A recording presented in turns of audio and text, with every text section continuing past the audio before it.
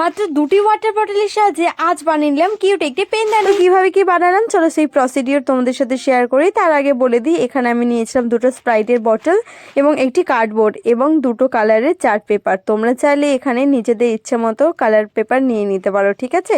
তো প্রথমে দেখো আমি কিন্তু কার্ডবোর্ডে একটি গোল শেপ করে নিয়ে কেটে নিলাম এবং তোমরা কিন্তু এটা নিজেদের সাইজ অ্যাকর্ডিং অ্যাডজাস্ট করতেই পারো। তো এখানে আমি একটা গরম ছুরির সাহায্যে যে স্প্রাইটের বোতলগুলো নিয়েছি সেটা দেখো ঠিক এই সাইজে কেটে নিলাম। তোমরা নিজেদের মতো কেটে নিও, ঠিক আছে। তো দুটোকে একসাথে আমি কেটে নিয়েছি এবং লাল চার্ট পেপারের সাহায্যে খুব ভালোভাবে র্যাপ করে নিয়েছি, যেমনটা তোমরা ভিডিও দেখতে পারলে। এবং নিচের দিকটা আমি একটু ঘাসের স্ট্রাকচার দেওয়ার জন্য সবুজ পেপার দিয়ে কাট করে বসিয়ে নিলাম, যেমনটা ভিডিওতে দেখতেই পাচ্ছ। তো দুটো পাশাপাশি দেখো আমি সেম সাইজে কেটে বসিয়ে দিয়েছি বটলগুলো এবং নিচের বেসটা আমি সবুজ কালার দিয়েছি এবং ওপরের গুলো আমি রেড কালার রেখেছি। দেখো কালার কম্বিনেশনটা সম্পূর্ণ নিজের ব্যাপার। আমার কাছে এই দুটো কালার অ্যাভেলেবেল ছিল, তাই আমি এই দুটো কালার দিয়ে এটা ডেকোরেশন করার চেষ্টা করেছি।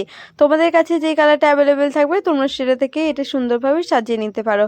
এবং এখানে কিন্তু আমি ফেভিকল আঠাটা ইউজ করেছি, যেটার সাহায্যে আমি খুব ভালোভাবে বোতলগুলোকে কিন্তু নিচের বেসটার উপরে আটকে নিয়েছি, যেমনটা তোমরা ভিডিওতে দেখতে পাচ্ছ। আর হ্যাঁ, যেমনটা তোমরা দেখতে পাচ্ছ আমি কিন্তু নিচের দিকে দেখো ছোট ছোট কয়েকটা গোলাপ ফুল বানিয়ে আঠার সাহায্যে আটকে দিয়েছি এবং একটা পেনের গায়ে কিন্তু আমি দুটো কানও অ্যাটাচ করে নিয়েছি পেপারের সাহায্যে। এবং কালো কালির সাহায্যে আমি কিন্তু দুটো চোখ, দুটো নাক, দুটো ঠোঁটও এঁকে নিয়েছি। তো বলো কেমন লাগলো তোমাদের এই কাজটি? ভাই তো স্কুল প্রজেক্টে এবার এটাই দেখাবে, আর তোমরা?